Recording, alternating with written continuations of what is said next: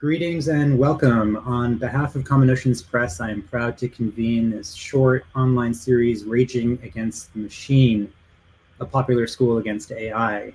Together with Hagen Blix, co-author of Why We Fear AI, our program seeks to address the problems, possibilities, and politics that haunt our understanding of AI, and bring together some of the leading critics, writers, and thinkers of our times.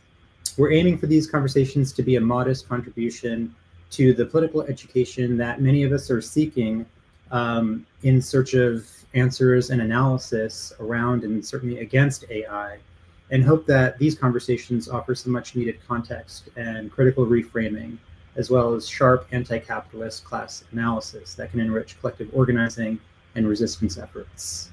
So please do subscribe to this channel and our newsletter so you can easily find the next conversations in the popular school.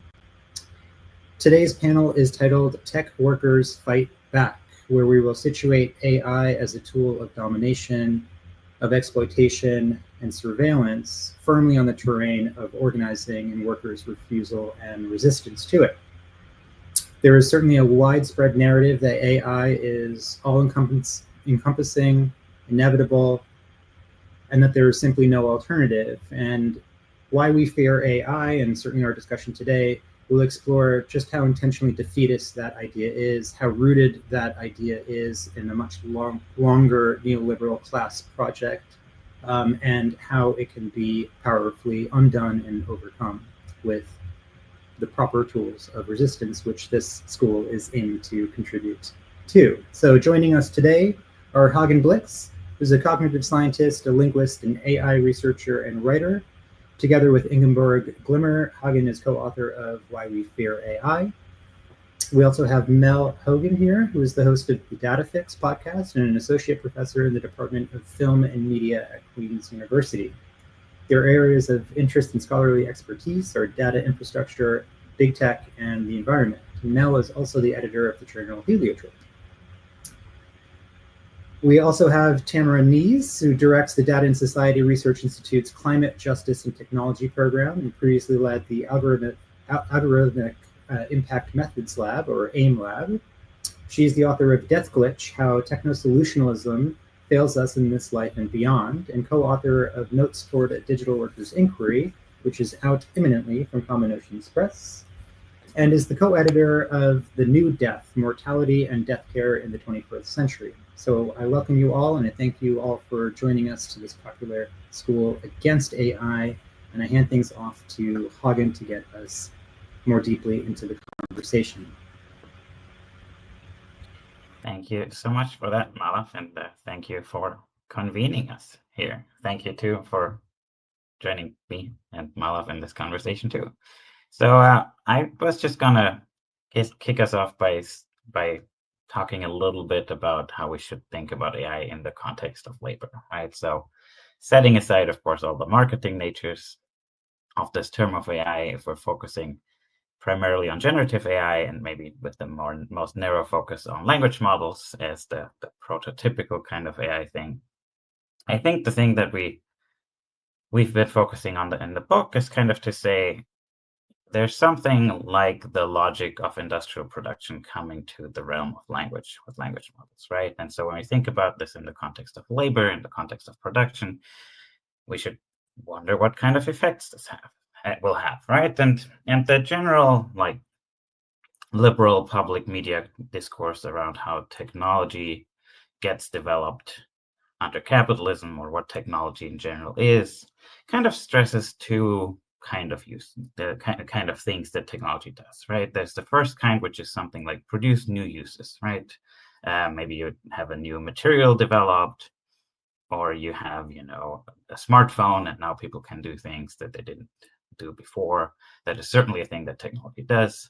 The second part is productivity increases, right? That's the economically most important thing, which just means, people are able to make whatever they used to make at a faster rate.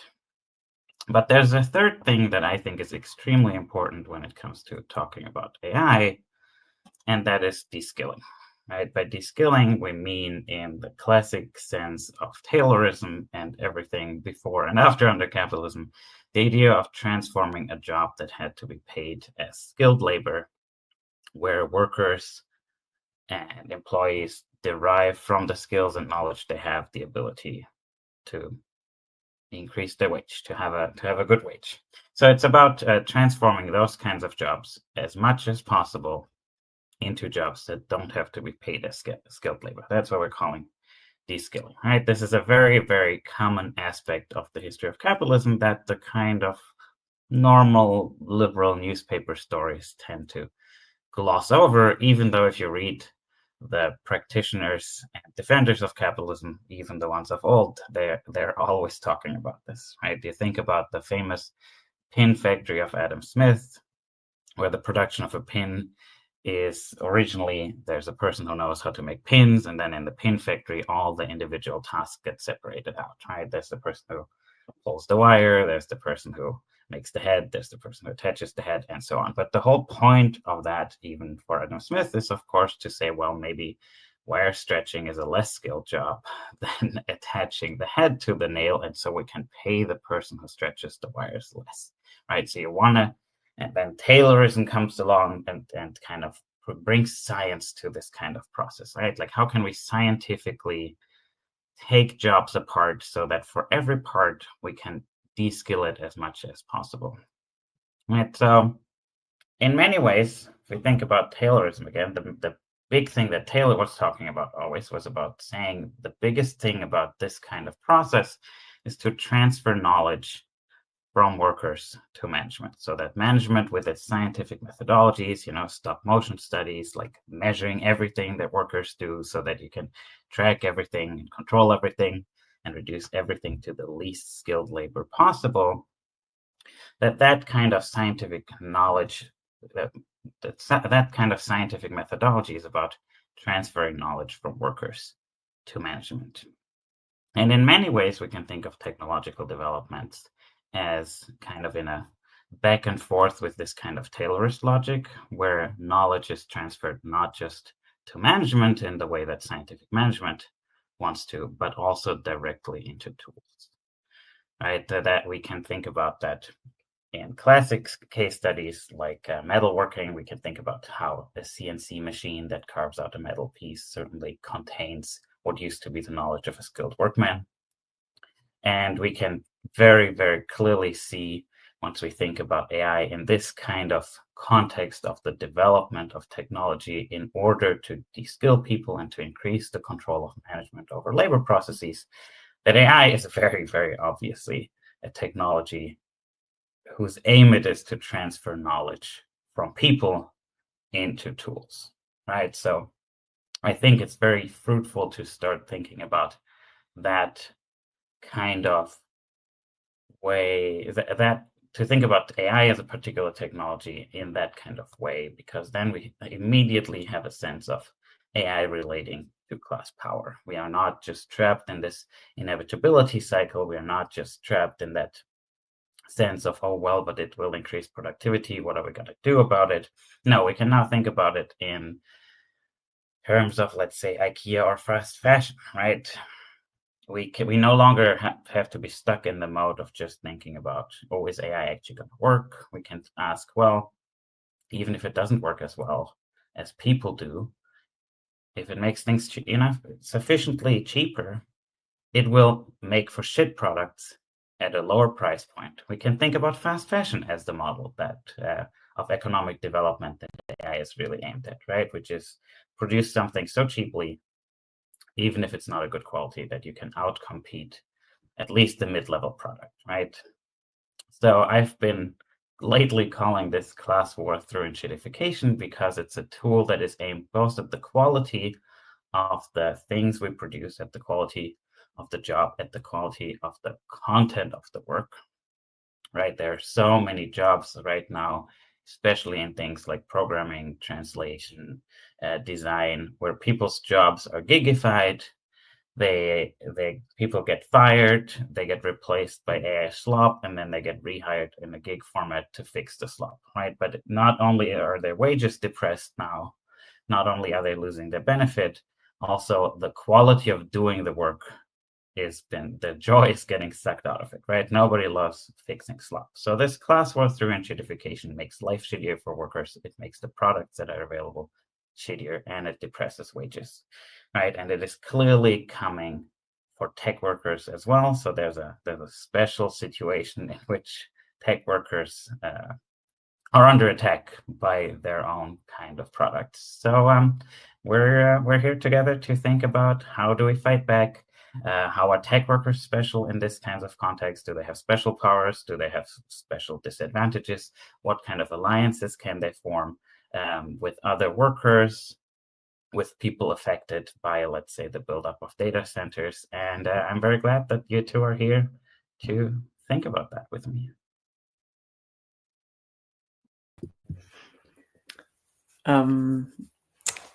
Thank you. I don't know. I'm just jumping in tomorrow.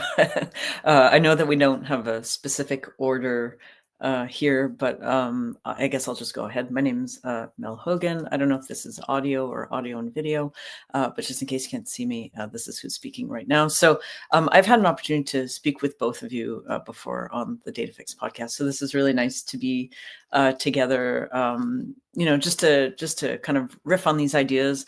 Hagen, I think what you do so amazingly well is explain this concept of de-skilling as something of a parallel or counter narrative often to what we hear about just AI replacing jobs, right? Like as the big threat. I think there's still question as to whether, since let's say ChatGPT sort of became popular and widely used, if there have actually been increases in productivity, and if they've been sort of like disruptive of work in the sense that the industry itself will often tell us that this is a disruptive technology. It's going to change work. It's going to radically transform, entire institutions. I don't think that's what we're seeing. So I really like when you bring in de-skilling as the thing we should be paying attention to. And, as you were speaking, I was thinking of how we could think of tech workers also as the people working in the underbelly of AI, the tech workers who are often in the global south, who are often in some ways lured a little bit by the aura of working for big tech, or like this idea that, AI could potentially be, a big radical project to revolutionize certain industry, like the medical industry. Like there's a big promise behind AI. And so I could see people wanting to get on board and work for this in a general way. But what happens, and I think most people know this, is that like companies like Meta and Amazon and OpenAI and so on, they don't hire directly the people to do what we think of as the content moderation or the labeling that makes AI possible. It gets subcontracted and subcontracted and subcontracted to the point where there's quite a big distance. So you're never really working for Google or Meta or OpenAI. You're working for usually a more local subcontractor. And that means distances of accountability and responsibility. And I think it's just worth saying, depending on who's listening, because I don't know if everyone knows, but the conditions for those workers are pretty horrible. Usually they prey on people who really have no other work options. The pay is very low. The work hours are extremely long. There's usually quite a quota that you have to meet. It's pretty mundane work that you do on the computer. And there's a lot of evidence that the training that you do to become an AI labeler becomes the content becomes more and more violent and graphic and disgusting and traumatic as you go. And there are usually very little supports for the people doing that kind of work. It's usually top secret work. Usually you have to sign an NDA. I know that there are places that you could serve jail time if you speak badly of the company that hires you. And there's it's sort of just locks people into these really terrible conditions, and then with very little support. So this is what enables AI sort of, when we talk about AI, these are also tech workers in the underbelly, and I think it's worth mentioning just as another aspect of this conversation. Yeah, and it's really great to be here with both of you. And Mel, I think it makes sense that we were also the keynotes for the Rethinking the Inevitability of AI conference that was held at UVA and organized by Mar Hicks, because I think all three of us are in this position of trying to historicize and trouble the idea that AI is something that is just definitely on the horizon. And I think all of the investments that we're seeing right now in data centers and in energy infrastructures, it's a direct result of this idea that AI is an eventuality and that there's no other alternative. And I think looking at the relationship between tech workers who are white collar, full-time employees within large tech companies, especially in places like Seattle or San Francisco or Mountain View, trying to find ways of connecting the dots between the labor that they're doing and the labor of data annotators. And other forms of tech workers and gig workers as well. And I think looking at the formation of the Tech Workers Coalition, which is a loose sort of affinity group for tech workers around the world, that really started in 2014 with the idea that workers on tech campuses, particularly around Silicon Valley, should support the subcontracted workers on their campuses that were, performing food service labor or working as custodians and supporting their union campaigns. And so I think it's been interesting to watch as workers across the supply chain have attempted to form coalitions and think about ways that they can show each other solidarity. And I think there's also a way in which this particular moment, which is, of course, terrible for labor overall, as companies are not necessarily actually replacing workers with AI, but using investments in AI and in data centers to justify laying off large numbers of their staff. I thought I would tell a story based on the research I've been doing. So, a lot of my work has looked at tech worker organizing and thinking about this possibility of cross-color solidarity. I also specifically have been researching for the past, year and a half, the relationship between climate change and attempts at measurement and energy efficiency and sustainability, broadly construed, within tech companies, and the ways that these workers become disenchanted by the lab mentality of thinking about metrics, of thinking about energy efficiency, as the only way to change the relationship between technological development and the environment. And, we're in this moment now where even the more privileged kinds of tech workers, the ones who at first could jump from one role to another, demanding a higher salary, who had all of the perks that were really free flowing in the late teens and early 20s before the pivot to mass layoffs. And I think if you look at how things have shifted within tech companies between even, the release of generative AI and ChatGPT in late 2022, it is no coincidence that you see also a real shift in how labor works within tech companies. And so I've also been tracing the forms of organizing and resistance that were often recuperated by tech companies. So looking at a lot of the employee-led efforts at companies like Microsoft around sustainability, where you have people who, like Holly Alpine and Drew Wilkerson, started at their own employee-led networks to try to encourage employees to care more about climate change and to somehow incorporate climate change into their jobs as volunteers. And this is the kind of employee activism that can very easily be turned into greenwashing and marketing for the corporation. But if people step outside of that and start getting involved in, say, petitions from Amazon workers who are calling for support for warehouse workers who are dying from heat exhaustion because of climate change, who aren't getting benefits during the COVID-19 pandemic because they're not true employees, and other gig workers who were also not treated as full employees by companies like Uber. If you go against the bottom line, if you step into the role of really being an organizer and trying to support people across the supply chain, then you're much more easily a target. And so we're in this moment now where even the more vanilla forms of engagement that we saw around sustainability are no longer tolerated.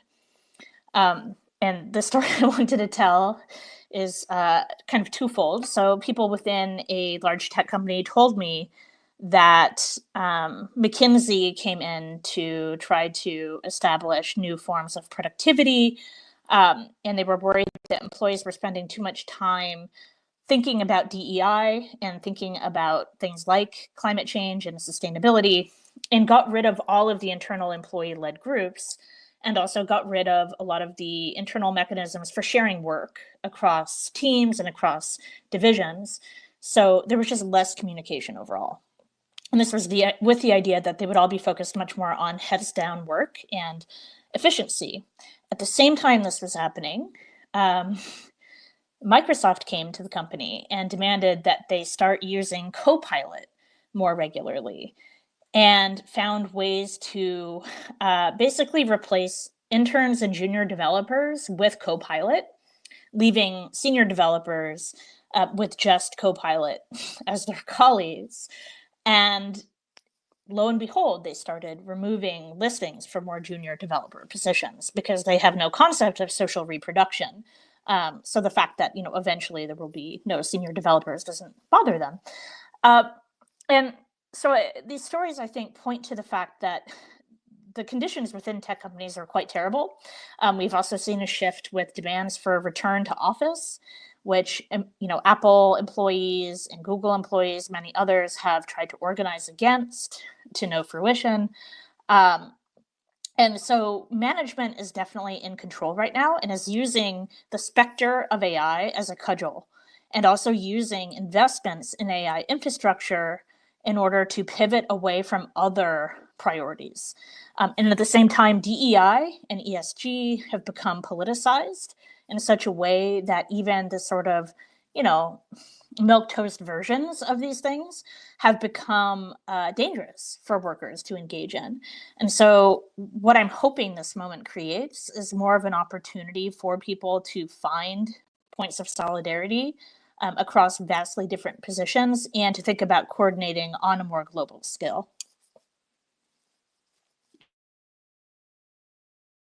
Yeah, I absolutely, these are really crucial points. I love the points about climate change, for example, and the DEI goals. I do think, like, if we think about AI as a tool of class war from above, then it makes total sense that yes, it's undermining both the work conditions and the salaries and the ability of these formerly very privileged tech workers, but it is also undermining their ability to demand the kinds of things that, many workers across sectors demand, which is like sustainability goals, which is justice for your colleagues, which is a say in what the work is supposed to be about, right? And so I think it is, we can really contextualize the move of big tech to basically align with the far right over the last year as well, exactly in this kind of context, right? And I absolutely agree with you that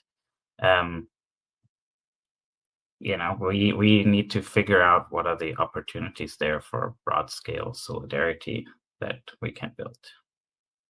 Right. I personally think climate change is like an absolutely essential issue, like both for humanity at large for obvious reasons, but also as an organizing aspect, precisely because it's such a broad issue and because it's such an issue that that the ruling class is clearly refusing to engage in. Right, there's such a deep sense of nihilism from above, of not wanting to deal with it, that has only gotten worse over the last year. So it's becoming more and more clear, I think, that there's nothing except class-based, solidarity-based mass organizing and mass action that will do something about this. And so, yeah, I'm wondering what kind of. So I think there's really great opportunity for solidarity on a personal investment level. Tamara, I'm wondering if you've encountered particular points of maybe strategic opportunity of where one group of workers and another group of workers don't by themselves have the ability to pressure companies, but where an unexpected new kind of form of solidarity produces new pressure points. Like, these are the kinds of questions I think that are only going to become more important if we're thinking about how can we make the labor movement broader, how can we build solidarity between people from different backgrounds. Absolutely. So I think one of the interesting things to watch has been the role of individual whistleblowers and the people who used to do internal reform work within companies, like responsible AI and sustainability and all of the things that are supposed to be ways of ensuring that there's some degree of ethical behavior within companies. But as those efforts fail and become increasingly difficult, pivoting to becoming whistleblowers and thinking about finding fellow whistleblowers from other organizations. So really thinking about finding people in other corners of the tech industry. And I think the trajectory of people like Holly Alpine, who of course was the co-founder of the sustainability employee resource group at Microsoft, and her partner, Will Alpine, leaving Microsoft explicitly because of the relationship between Microsoft and the fossil fuel industry and the creation of enabled emissions. Watching how they have shifted their tactics has been quite interesting. And I think they also, because they have former insider status, they have certain kinds of knowledge that they can then share with others. And I think being able to compare across different positions in the industry is incredibly important. So looking at how a lot of current tech worker organizers and former tech workers are trying to form broader coalitions also with environmental justice groups and communities on the ground. So this shows up a lot in data center site fights, where you really need particular kinds of data. And you also, it can be quite helpful to have people with a particular technical knowledge and insider knowledge of how these big tech companies are obfuscating information to help push back against the narratives. And so, one example would be, when Microsoft comes out and says that they really need to invest more in AI because that will help the company reach their net zero goals, which they've already abandoned anyway, and which, of course, were very, kind of pathetic to begin with, and often obfuscated through RECs and carbon offsets and all kinds of, corrupt accounting practices. But when companies put forward a line of total bullshit like that, people who have worked within these tech companies, so Amazon Employees for Climate Justice put out a counter report to Amazon's annual sustainability report. And they point to all of the labor issues, as well as all of the contracts with fossil fuel companies and how data centers are contributing to increased emissions globally and local pollution. So thinking about how former tech workers and tech workers at different companies are now coordinating and then also forming new alliances. And I do think being able to have people with different skill sets is incredibly important. I would say that yesterday so I worked with a colleague at the KPOR Foundation, and we put on a short webinar looking at data center issues in California specifically, where we both live. And we brought together Kari Johnson, a reporter who has been doing work around policy in data centers in California for quite a while and tracking everything. We also brought Mashika Allgood, who formerly was a responsible AI worker at NVIDIA and quit. She has a very strong technical background. She's an engineer, but she also is a lawyer. And so she understood very well exactly how companies were using selective disclosure and very murky numbers in order to hide what they were really doing. And so she built a water calculator to help people really think about what the actual water cost of data centers could be. And then we also had somebody from the environmental justice movement. We had Nicole Choi from the West Oakland Environmental Indicators Project, which had been doing really groundbreaking work involving community collection of data by, basically walking around with backpacks with air quality sensors and trying to gather their own information to stop the pollution of West Oakland. Because of its proximity to a lot of different things, including the interstate, the relationship between West Oakland and the port of Oakland, and coal transport as well. And so thinking about how all of these different kinds of data and different kinds of expertise can be put together, I think is really powerful right now. And that's what I'm really excited about, and the only thing that gives me any kind of hope right now, I gotta say. Can I just add something to that? I love those stories, Tamara. I was just thinking in terms of kind of controlling the narrative, this way of pushing back by controlling the narrative. And that might be something like critical scholars can do pretty well. I keep thinking what's sort of the fight from within academia, right?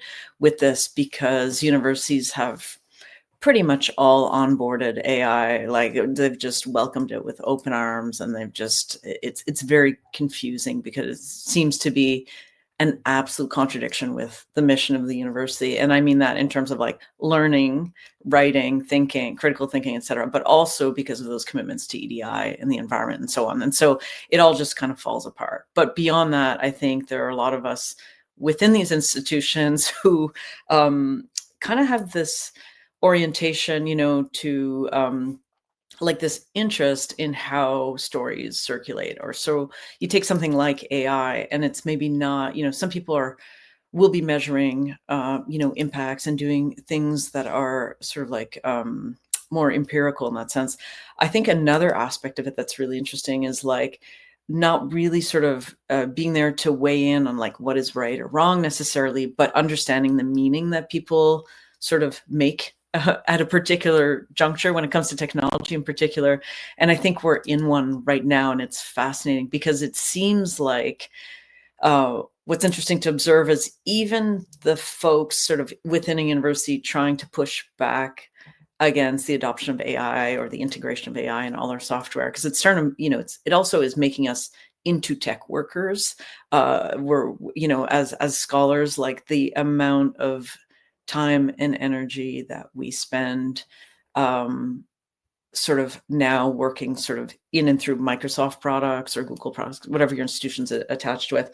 But I think there's a way in which even the people pushing back will sometimes, try to get you on board, and their first line in the email will be while AI is inevitable, right? And so it always starts with this sense of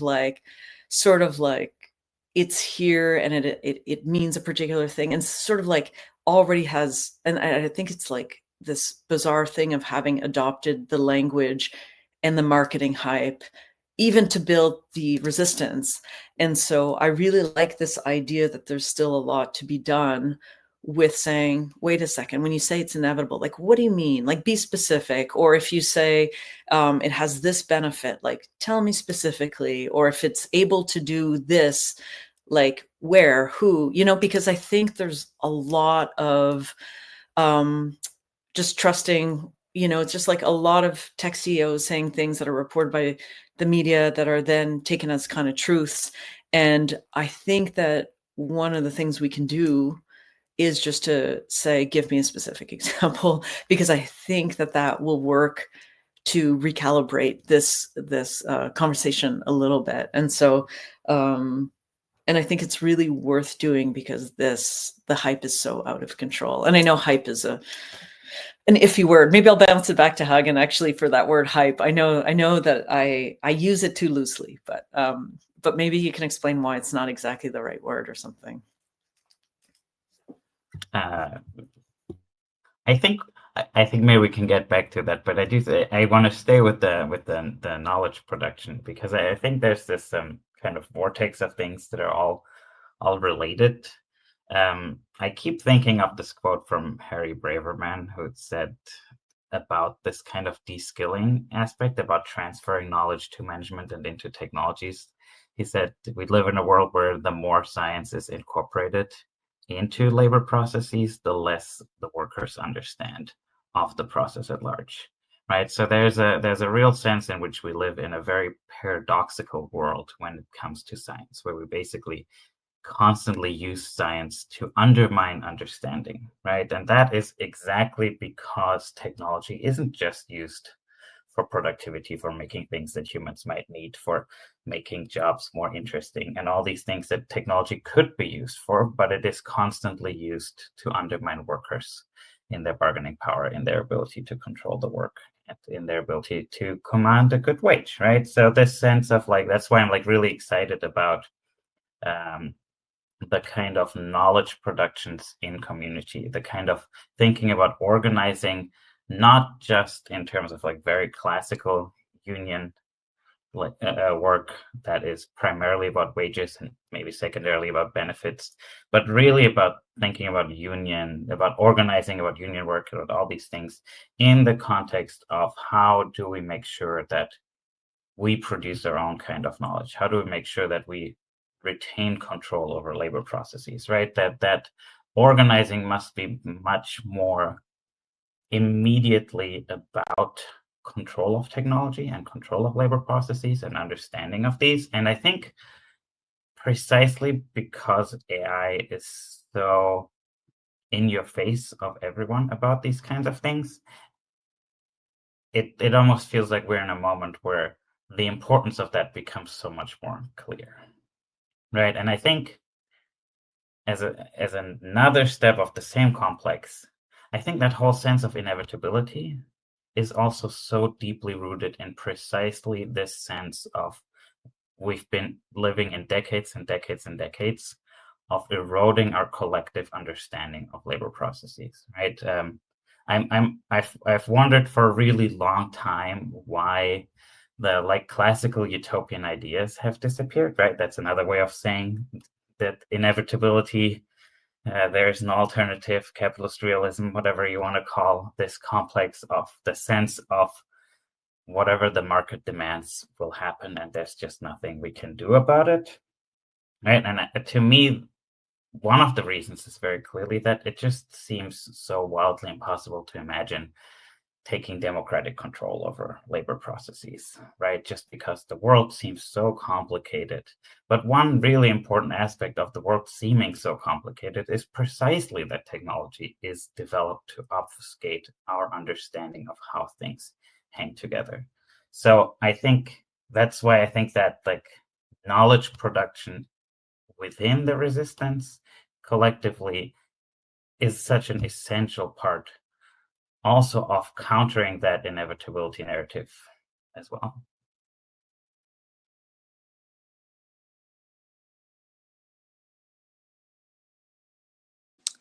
Yeah, well, I love this idea of rethinking knowledge production. And I do think, again, this historical understanding is so important because even when I try to trace the last 5 years of tech worker organizing, it can be a little bit overwhelming because things change so quickly.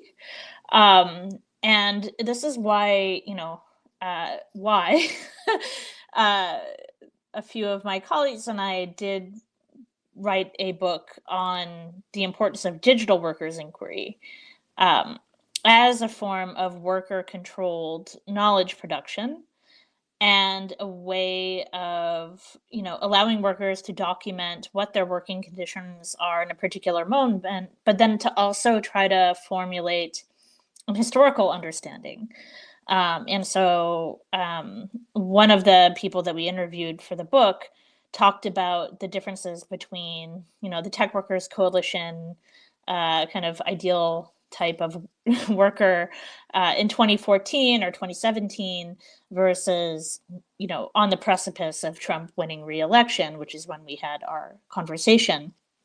And it feels like now you would have to even completely radically rewrite it again because so much has shifted in such a short time.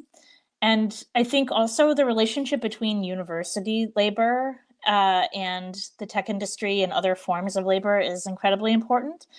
And we are in a moment now with the loss of particular forms of federal funding in the US and a new form of precarity and the attack on universities and academic freedom for real.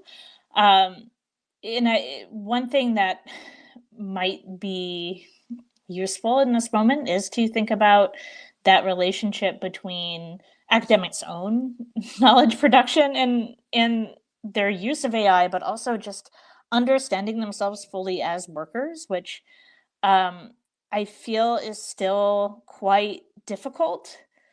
Sometimes when I talk to my fellow academics, I get the sense that they do think of themselves as somehow outside of the thing that we're studying.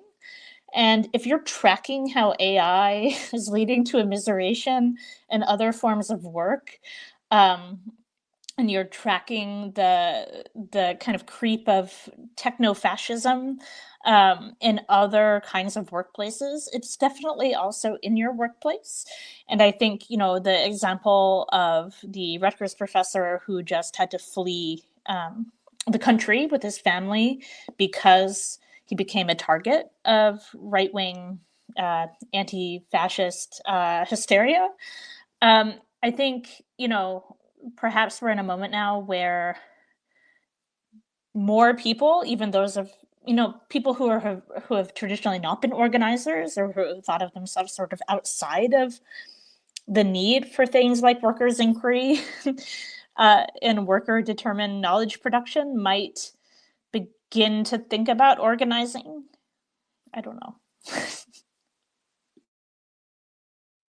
Yeah, that's also a topic that came up in the last session a lot. The question of is AI going to shift basically what sectors of the economy are hostile versus open to the labor movement? I think that's a really important question, and I think if we're speaking about the university in particular, the last 2 decades or so have made very clear that graduate students on a much larger scale think of themselves as workers, right? And in many ways that is, of course, because they really are treated as disposable labor by the universities, right? There's a clear sense in which that is very much in conflict to the later stages.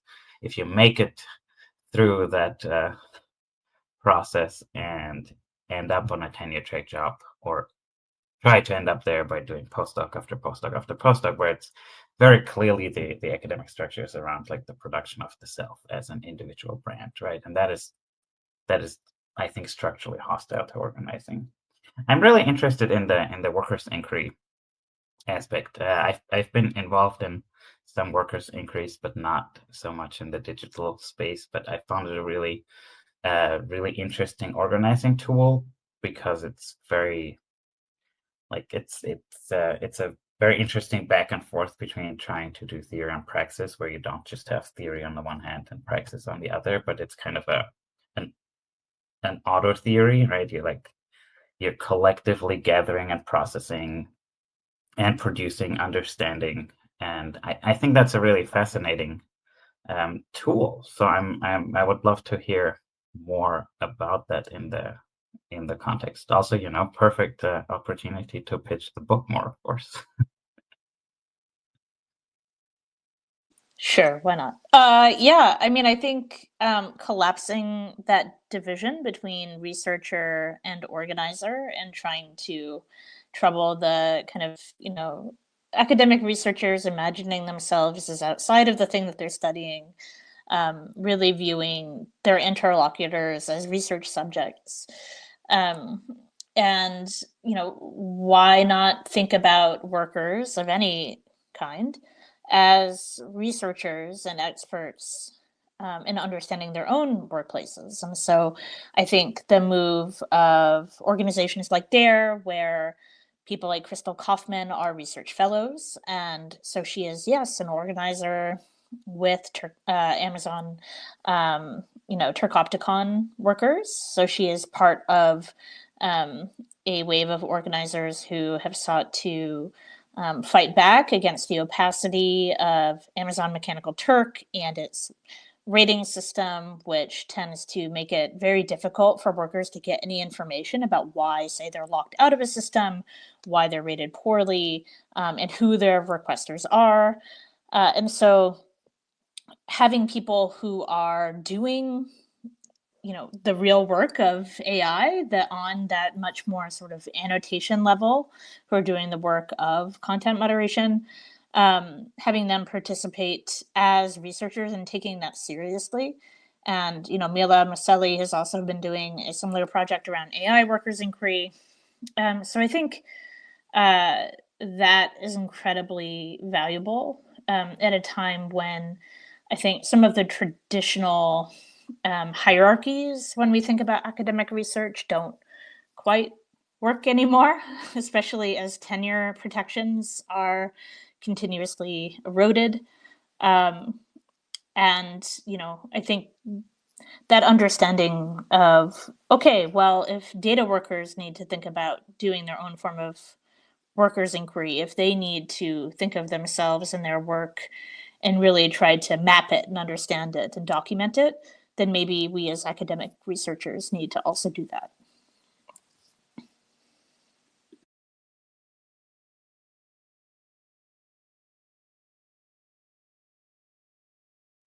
Mel, I interrupted you before. Why don't you go ahead?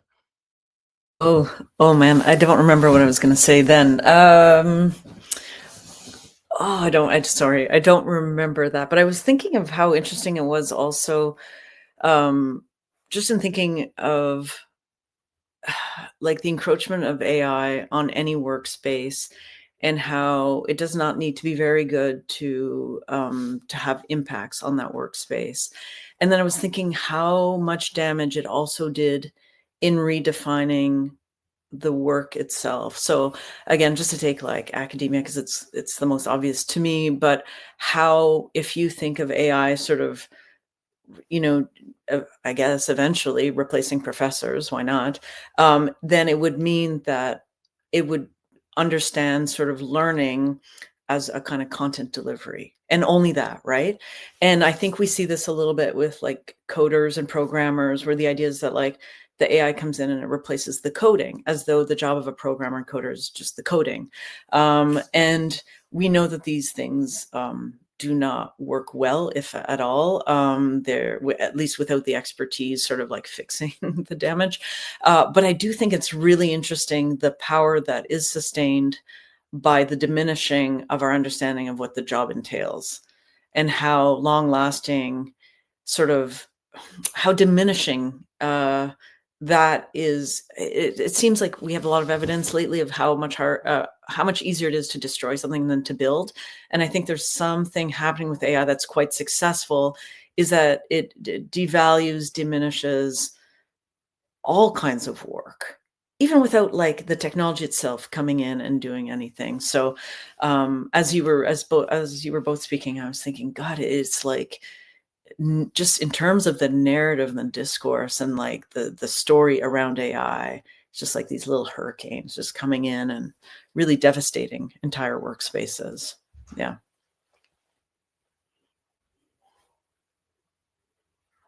I think there's also something to in the whole technology. Right? Like one of the things that you kind of just described is that it kind of squeezes out some of the interpersonal aspects, right? Like it kind of tries to go into all the cracks in there. I feel like there's a sense in which, at a very abstract level of description, you can say capitalism itself is like hostile to sociality because it wants to mediate all social relationships by money, right? It wants to make all social relations into market relations. But once again, I feel like with AI, suddenly you get a very visceral form of that experience, of this thing creeping into everything. And that can be in workplaces, but it's also outside of workplaces, right? Like I just read there was just a horrible series of articles that I read about people using AI as like relationship counseling tools. And it just, because it's not a relationship counselor whose task it would be to help people actually produce empathy for each other and get to understand each other better and produce spaces in which conflict can be produced in a way that like advances mutual understanding and a sense of like feeling like you can be yourself with your partner and all these kinds of things that one might think about, right? These things, of course, when they creep in there, are extremely destructive of sociality. And I feel like that kind of stands, there's something about that ties into that broader sense also of like, these tools inshittifying the experience of work, right? And on the work side, of course, that also happens to counselors, right? Like the future that these technologies produce for actual counselors is clearly the sense of, and I've said in the past, like one counselor overlooking like 10, 15 windows of people using ChatGPT for a therapy thing and intervening in case the machine accidentally, promotes suicide or whatever kind of horror thing the language model produces when it goes a little bit in a direction in vector space that the programmers didn't foresee, because the vector space, of course, is too huge for any person to have a real understanding of. So these, once again, I feel like there's something about the all-encompassing nature of these tools, because they're aimed at language, which is so essential to sociality and to knowledge production and to what it means to be a person, that it can that is horrible in a sense, but I can't do anything about what OpenAI decides to do, right? So I'm trying to think through with you, and I really appreciate that we're doing this together, about what kind of opportunities for a counter understanding and for counter activities that produces, right? And there is a sense in which the technology in its heart ties all these things together and makes these connections suddenly more obvious, that I think is just like a horrible opportunity, but an opportunity that is really important to think about. I was just thinking as you were speaking, just like if there is a kind of literacy around this, it might be around understanding the politics inherent to AI. If we sort of agree that AI is sort of a right-wing technology, then we can understand that probably what it will try to do is individualized. So we've really seen sort of the neoliberal turn give way to like more access to sort of like the encroachment of the right wing. Like it sort of like paved the way. And so what that means is that it's very important what you do as an individual more than the collective. A lot of it is about self-improvement. I think like you were saying, like the chatbot model, the fact that this was designed as kind of to be interactive is a one-on-one kind of design decision. The sycophancy, or the idea that the model will often tell you what you want to hear, is a particular choice that I think has resonances in this kind of like wellness, self-help culture that is derived often from, a particular like white evangelical Christianity adjacent kind of thing, right? So I think the literacy in there is to understand why AI, like you were saying, like it has a certain feel to it, and it's more resonant for some people than others because it comes from, I think, these particular trajectories of politics. And I think that once you are attuned to those things, then you can sort of be onto it, because I think that it's worth paying attention to the fact that many people have got caught up in their relationships with these kind of AI companions or whatever, and that a lot of it, I think, starts from work assistants like chatbots that then develop a kind of intimacy. So I think that people have these assistants on like, I don't know if it's Copilot or whatever, that help you with work tasks. But I think that can become a different kind of relationship with those chatbots. I think there's a link of carrying those kind of chatbot relationships home or into the domestic space from work. So it's like we're at the kind of early stages of this, but I think the literacy component would be to understand it as effective for sort of right-wing propaganda by design. I think there's something really, important there. Like, I think it's very important not to judge people who have this kind of experience with the chatbots, but I think it's also very, very important that we actively very much judge the companies that are producing these kinds of tools as these kinds of traps, right? And that can be either implicit in just trying to have a work chatbot that's supposed to be friendly or whatever, or it can be very explicit, right? We've seen these weird friend functions that are supposed to be your AI companion, and there's many of these, right? Like character AI and all these kinds of companies. And I very much agree that looking at that kind of stuff, there is a very deep through line of a series of right-wing ideologies. I like the way that I've started to think about it is that there is a deep sense of wanting to have something that you can imagine as a subject, but that doesn't confront you as a subject itself, right?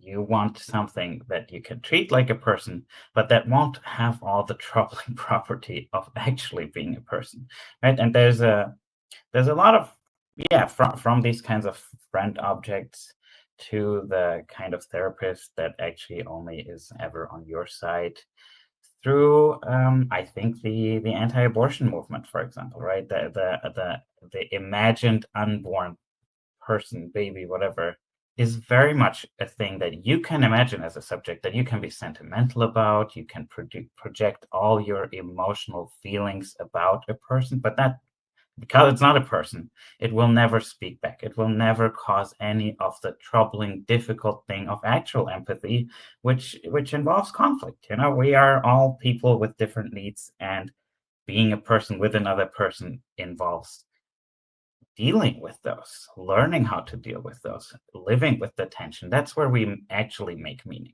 right? But meaning making is difficult.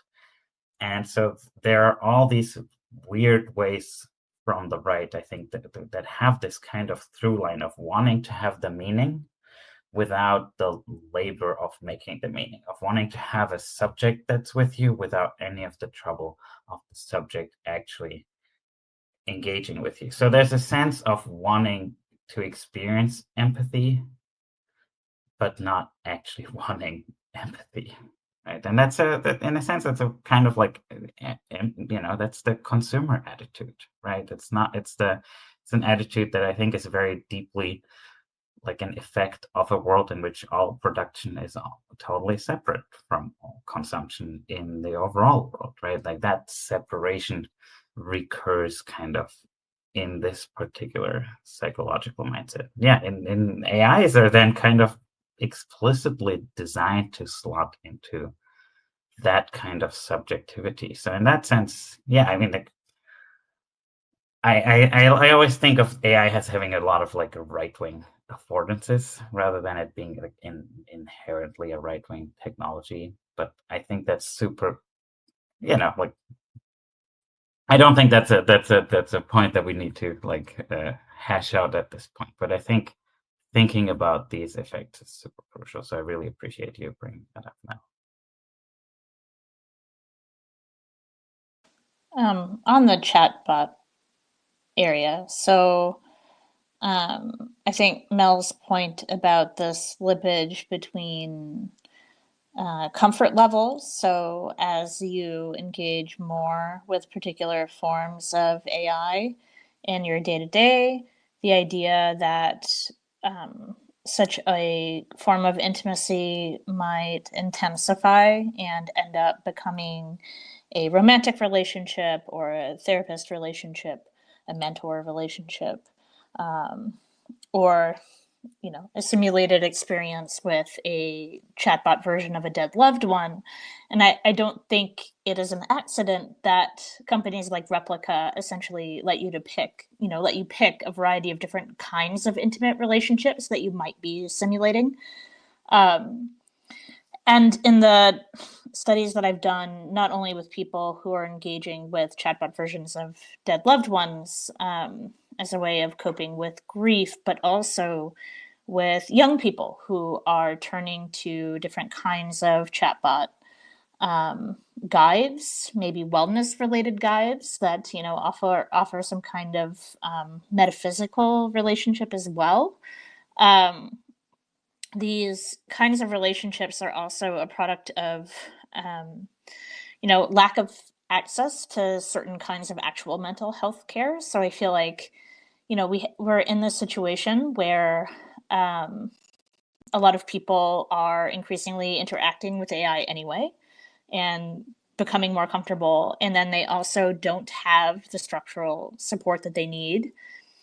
And this is why we have these, horrific cases of chatbot infused psychosis and, horrible cases of self-harm that were a direct result of, people becoming overly dependent on these things that are just basically reinforcing whatever they're throwing at the chatbot. And this is why there are men, of course, who really enjoy abusing their chatbot girlfriends, and there's a sort of relationship between treatment of chatbots and the possibility of violence in real life as well. And I think the problem is that we don't want to, as you said, we don't want to necessarily judge people for having these kinds of relationships, but how do we break this kind of spell and this structural relationship where, AI is being really thrust in people's lives without their consent, and then, our data is also being taken without our consent. And I do think this really warped relationship that we now have with language, the idea that you can never totally be sure if the thing that you're reading is AI generated, or if you're talking to an actual person or a bot, or I think this anxiety around not being able to decipher one thing from the other is something that I hope can be, again, some way of organizing a push for social change, because it is not any way to live.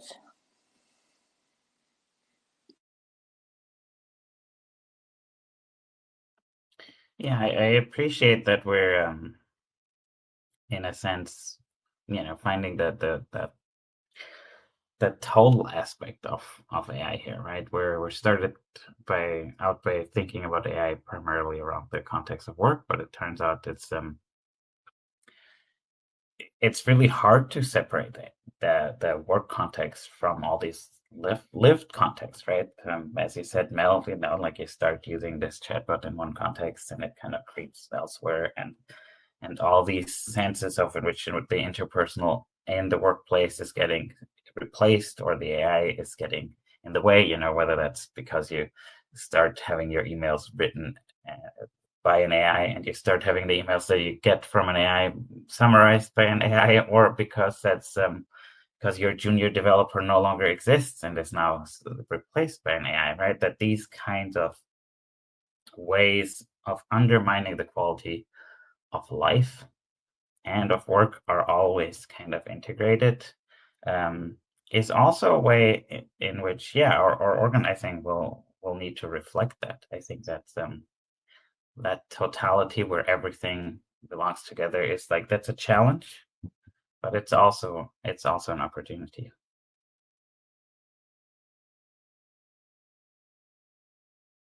Yeah, I was thinking about the applications of AI in our work lives. And so, I work for a nonprofit, and we are funded by foundations. And as you can imagine, funders have been interested in AI for quite some time, right? And so I just feel like we need to reach a point of collective resistance around refusing AI as the entry point to understanding things. So it cannot be AI in climate, or AI in intimacy, or AI in labor. We need to really be starting from the actual thing that we're trying to talk about, and understanding it in full historical, social, cultural context, rather than AI always being the organizing force behind so many of the ways that academia, nonprofits, tech, like, we're all being restructured through this thing that we don't even really agree upon in terms of its definition. And so that is what I would love to see, a way of pushing back against AI as the only thing that we can talk about. Yeah, and I like that a lot. I was just thinking one way, sort of, I don't know if it's a pushback, but one thing I found so enjoyable in this AI era, at this AI turn, has been to have conversations on a podcast. I have my podcast, The Data Fix. You've both been on it, and they're unedited. They're just like these free, sort of flowing, whatever, sometimes we're more nervous, sometimes we're preoccupied, sometimes we're very present. Like, that's all in those conversations. And I think in this AI moment, it's just really nice to talk to people who have like real, like, deep experiences and profound insights into the moment in this kind of format. And it's not to say that we can always sort of get around synthetic text or AI generated text, and that, like, we should abandon writing altogether. But I do think it's worth sort of having this kind of archive of of reflection on this moment, because it is, strangely, in my opinion, like a very good time to be our most human selves and to just, and that's like, coming out of a pandemic as well, just the isolation that has been exacerbated by these.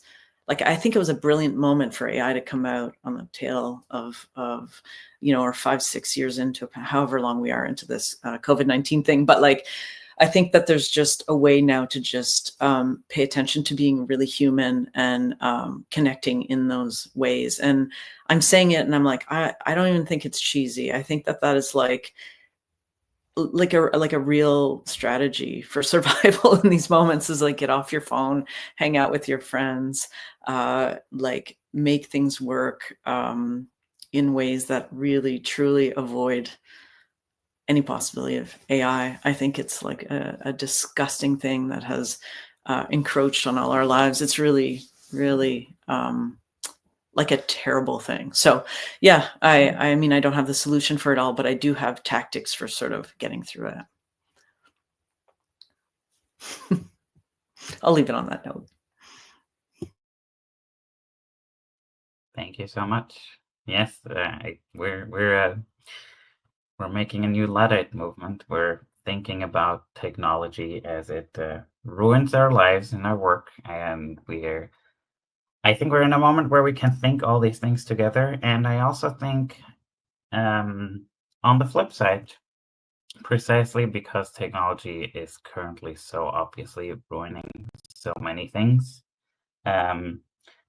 it kind of invites us to really think about what a better way of developing technology would be, right? I think there's a real hunger everywhere for a new way of thinking about a positive vision for the future. That is not least because, even the sliver of optimism that neoliberalism always carried, which was like, yeah, your life as a worker will suck, but your life as a consumer at least will be better, right? Like now as consumers, we are encountering the intuitification of platforms. We are bombarded with this AI stuff. So there's a real sense in which, from their inability to address climate change to the things that they narrowly want to sell us in our lives, that this world is just getting shittier and shittier and nobody wants it. So really, there's such a deep demand for thinking about technology as it could be, an optimistic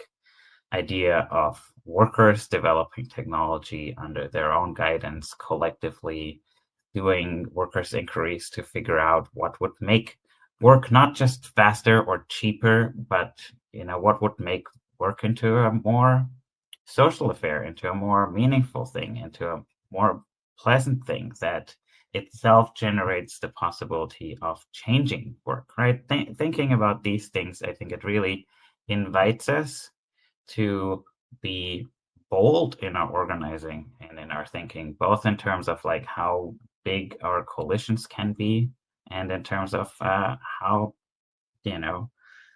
out there the world that we can imagine to live in the future should be, because the time for small changes seems to be over. They're no longer getting us there.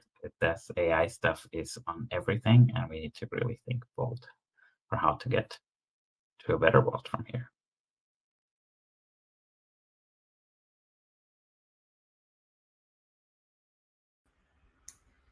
Well, I'll step in on that note and thank you all for sharing such provocative and I think far-reaching ideas, entry points into a big political problem that has confronted us, but also not without an enormous amount of imagination and creativity coming from lots of different people and lots of different experiences, workplaces and beyond. So this is one of a series of conversations we're having constituting the Popular School Against AI. We'll be linking full bios for Mel Hogan and Tamara Neese, and also to their work as well. The data fix and writings and other things you can find on the internet, which we desperately need to reclaim. But in the meantime, I want to thank you all for joining us, and stay tuned for the next. Thank you so much. Thank you. Thank you all.